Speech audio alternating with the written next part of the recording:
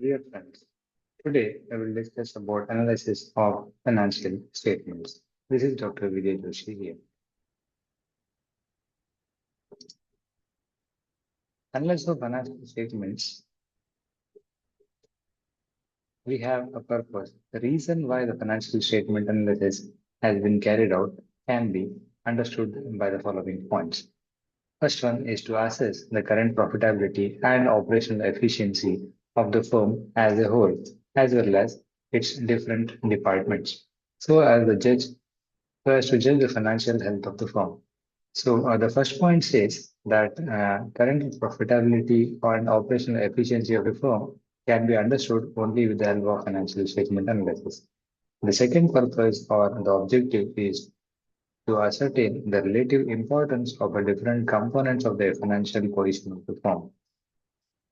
The third one is to identify the reasons for change in the profitability of the financial performance of a firm.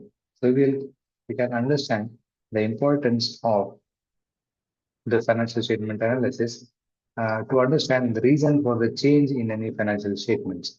Then the third, last one is to judge the ability of the firm to repay its debt and assessing the short-term as well as the long-term liquidity position of the firm. So here we can understand that why the financial statement analysis is carried out. This is because to understand whether the firm is able to repay its debt or not, whether the firm is able to repay the debts. It means that whether it is solvent or not. So these are the various reasons we can find out. There are very reasons, and that is why we are calculating the financial statement analysis. Now let us understand what are the different tools or the ways or the methods or techniques for financial analysis. As the information provided in the financial statements is not an end in itself, as no meaningful conclusions can be drawn from the various statements alone. However, the information provided in financial statements is of immense use to make the decisions and interpretation of financial statements. The analytical tools are generally available to analysts for the purpose can be classified into seven kind of analysis. The first one is the comparative financial operating statements, common size statements. Third one is the trend ratio or the trend analysis. Fourth one is the average analysis. Fifth one is the change in working capital, then fund flow and portfolio analysis. And the last one is the ratio analysis. So comparative financial and operating statements tells us about the comparatively whether the firm's profitability or the firm's position about comparing with different things. So comparison can be done from the past year to this year, or the comparison also can be done with one company to other company. And common size statements brings the different levels of the companies or different levels of say the statements into one level, and then this can be understood in the common sense statements. And the trend analysis tells us about the various trends we can find out for over the years or over the period of time. And average analysis and then changes in working capital tells us about how there are changes in the working capital requirements of a firm, depending and also which also tells us about the operating efficiency of a firm. Then we have the fund flow and the cash flow analysis, which tells about the cash generating capacity of a firm. And finally, we have ratio analysis. Ratio analysis deals with various kinds of ratios which are can be calculated and to understand in different various dimensions, which can tell us about starting from the profitability, operating efficiency, efficiency of a firm, as well as the various other things which are related with the analysis. Various dimensions we can find out as per the investors, for the bankers, and then various other say parties of the which are interested in the firm's accounting. So then the comparative financial statement analysis here we can understand the example of a comparative financial and operating statements. So comparative financial operating statements. As stated earlier, these statement refers to the statement of profit and loss and the balance sheet prepared by providing columns, the figures of the both current year as well as the previous year from the changes during the year, both absolute as well as relative terms. So this can be understood by using a formula that is absolute increase or decrease divided by the first year's absolute figure, that is column number 2 multiplied by 100. So if you can look at the table here in the particulars column, we are entering the details of the statement, and then Next thing is the first year, that is the recent year or the current year can be put in this column, and the second year is the first year and the second year. The recent one can be done in the second year. Previous year can be used as the first year, and then absolute increase or decrease in terms of rupees can be entered in the fourth column, and then the percentage wise increase or decrease can be entered in the fifth column. So how to find out the percentage is the formula which is given here is which tells us about preventing the percentage increase or decrease. So that is given by absolute increase or decrease in terms of rupees divided by the first year's absolute figure multiplied by 100. Then we will get the fifth column result.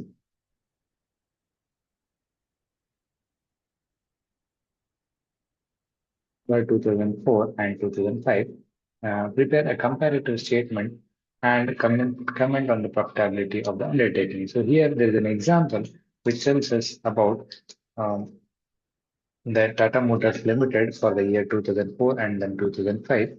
We have the figures for the 2 years, the profit and loss account statement for the 2 years where we have cost of goods sold, we have operating expenses, we have office expenses and selling expenses into that, and then interest paid, loss on sale of fixed assets, income tax, and the net profit.